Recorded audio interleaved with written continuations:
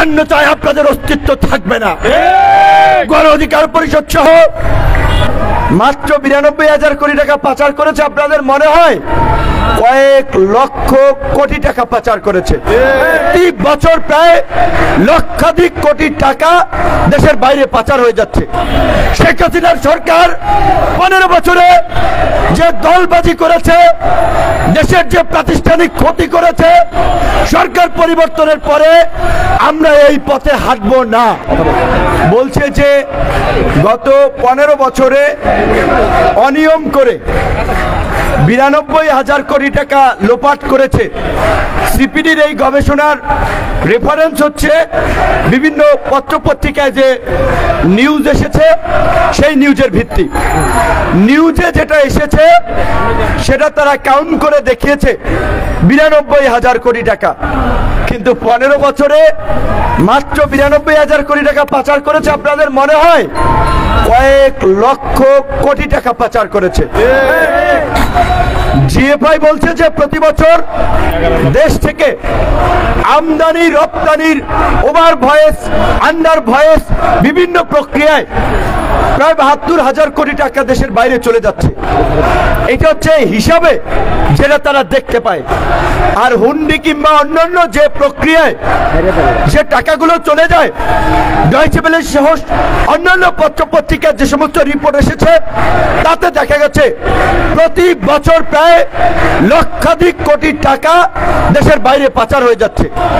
সিপিডির ওই প্রোগ্রামে একইভাবে বলছে দেশের অর্থনৈতিক খাত দুর্বৃত্তদের দখলে, ব্যাংকিং খাতে সুশাসন নাই। বন্ধুগণ, আপনাদেরকে বলতে চাই, দেশে যদি গণতন্ত্র সুশাসন না থাকে, ব্যাংকিং খাতে সুশাসনটা আসবে কোথা থেকে? মার্কিন যুক্তরাষ্ট্র শ্রম অধিকার নিশ্চিত করার জন্য, শ্রমিকদের জীবনমান উন্নয়ন করার জন্য, শ্রমিকদের ক্ষমতা নিশ্চিত করার জন্য প্রেসিডেন্সিয়াল মেমোরান্ডামের মাধ্যমে বাইডেন প্রশাসন বলেছে যারা শ্রমিক অধিকার ক্ষুণ্ণ করবে, শ্রমিকদেরকে ভয়ভীতি দেখাবে, তাদের বিরুদ্ধে যুক্তরাষ্ট্র নিষেধাজ্ঞা দেবে। ওই শ্রমিক অধিকারে তারা কিন্তু সিভিল সোসাইটির স্পেস, গণমাধ্যমের কাজ করার সুযোগের কথা, গণমাধ্যম কর্মীদের সুরক্ষার কথা, স্বাধীন মত প্রকাশের কথাও বলেছে। তো দেশে যদি গণতান্ত্রিক সরকার না থাকে, তাহলে গণমাধ্যমের স্বাধীনতা, নাগরিক সমাজের স্বাধীনতা, মানবাধিকার এগুলো আসবে না। কাজেই আজকে সিভিল সোসাইটি বলেন, আমাদের বিদেশি বন্ধুরা বলেন, সকলকে আমরা বলতে চাই, বাংলাদেশের বর্তমানে একমাত্র সংকট শেখ হাসিনার এই অবৈধ সরকার।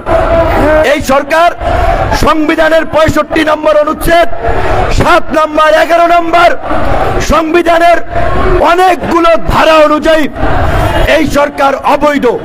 যে কারণেই কিন্তু আমরা তথ্য উপাত্তের আলোকে পুলিশ সহ প্রশাসনকে আমরা বলেছি, আপনারা জনগণের কাতারে এসে দাঁড়ান। আমরা যে অসহযোগ আন্দোলনের ডাক দিয়েছি, এই সরকারকে সহযোগিতা না করার, আপনারা সেই জায়গা থেকে এই সরকারকে কোনো ধরনের সহযোগিতা করবেন না। আপনারা জনগণের পাশে থাকুন। আমরা তো বলেছি, আজকে ধরেন আমাদের কিছু পুলিশ, এনএসআই, ডিজিএফআই, আপনার অন্যান্য কর্মকর্তারা, এসপি, ডিসি, তারা আতঙ্কে আছে যে যদি সরকার পরিবর্তন হয় তাহলে তাদের অনেকে ওএসডি হয়ে যাবে। আমরা আপনাদেরকে পরিষ্কার কথা দিচ্ছি, শেখ হাসিনার সরকার 15 বছরে যে দলবাজি করেছে, দেশের যে প্রাতিষ্ঠানিক ক্ষতি করেছে, সরকার পরিবর্তনের পরে আমরা এই পথে হাঁটবো না। কারণ আপনারা একটা বিষয় ভালো করেই জানেন, এখন যদি সরকারের পতন হয় তাহলে তো কালকে বিএনপি ক্ষমতায় চলে আসবে, গণ অধিকার পরিষদ ক্ষমতায় চলে আসবে। বিষয়টা তেমন না, মাঝখানে একটা অন্তর্বর্তী সরকার থাকবে।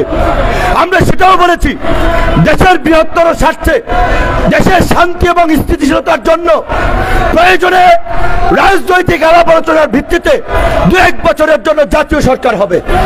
কারণ আজকে 15 বছরে উচ্চ আদালত বলেন, মানবাধিকার কমিশন বলেন, শিক্ষা প্রতিষ্ঠান বলেন, অর্থনৈতিক খাত বলেন, দুদক বলেন, একটা প্রতিষ্ঠানকে সরকার ঠিক রাখে নাই। এমনকি এই সমস্ত প্রতিষ্ঠানগুলোতে একেবারে দলদাস দালালদেরকে বসিয়ে এই প্রতিষ্ঠানগুলোর মর্যাদা ক্ষুণ্ণ করেছে। আপনাদের কাছে প্রশ্ন, সাংবাদিক ভাইদের কাছে, উপস্থিত জনতা, সোশ্যাল মিডিয়ায় যারা কোটি কোটি জনগণ দেখছেন, আপনারা বাংলাদেশের ইতিহাসে দেখেছেন কোন প্রধান বিচারপতি বিতর্কিত নির্বাচন ব্যবস্থাকে সমর্থন করে আপনার বিবৃতি দিয়েছেন? বাংলাদেশের প্রধান বিচারপতি, সদ্য সাবেক প্রধান বিচারপতি হাসান ফয়েজ সিদ্দিকী আওয়ামী 91 জন বুদ্ধিজীবী দালালদের সাথে 7ই জানুয়ারির নির্বাচনের পক্ষে বিবৃতি দিয়েছে। আজকে প্রধান বিচারপতি বানাচ্ছে এই ব্যক্তিদেরকে। রাষ্ট্রপতি রাষ্ট্রের সর্বোচ্চ পদ, আমরা সম্মান করতে চাই, শ্রদ্ধা করতে চাই, কিন্তু আমরা যদি রাষ্ট্রপতির অতীত ব্যাকগ্রাউন্ড দেখি, তিনি দুদকে ছিলেন। এই যে আজকে যেই অর্থনৈতিক খাতে, ব্যাংকিং খাতে সবচেয়ে চাঞ্চল্যকর ঘটনা, ইসলামী ব্যাংক সহ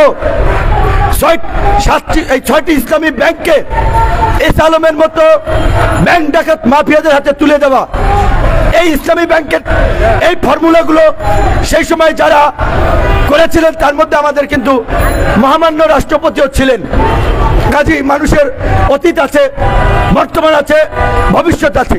বর্তমানে আমরা রাষ্ট্রপতির কাছে আশা করব দেশের এই জাতীয় সংকটে জাতীয় ঐক্য এবং সংহতি তৈরির জন্য রাষ্ট্রপতি উদ্যোগ নেবেন। সরকারের প্রতি আমরা আহ্বান জানাবো, গোয়ার তুমির পথ ছেড়ে সোজা পথে আসুন, নির্দলীয় নিরপেক্ষ সরকারের হাতে ক্ষমতা হস্তান্তর করুন, অন্যথায় আপনাদের অস্তিত্ব থাকবে না।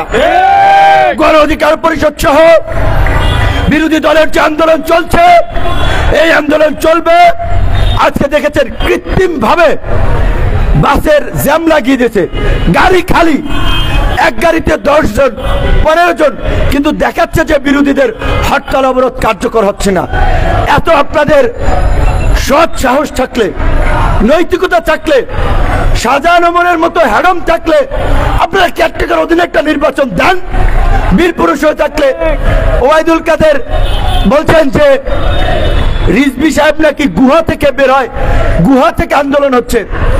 আপনারা এমন অসভ্য সমাজে পরিণত করেছেন, সভ্য মানুষ আজকে রাজপথে দাঁড়িয়ে, রাস্তায় দাঁড়িয়ে কথা বলতেও আশঙ্কা বোধ করছে, তাদের প্রাণনাশের হুমকি তৈরি হচ্ছে, যে কারণে তারা নিরাপত্তার কারণে তারা গুহা থেকে হয়তো বার্তা দিচ্ছে।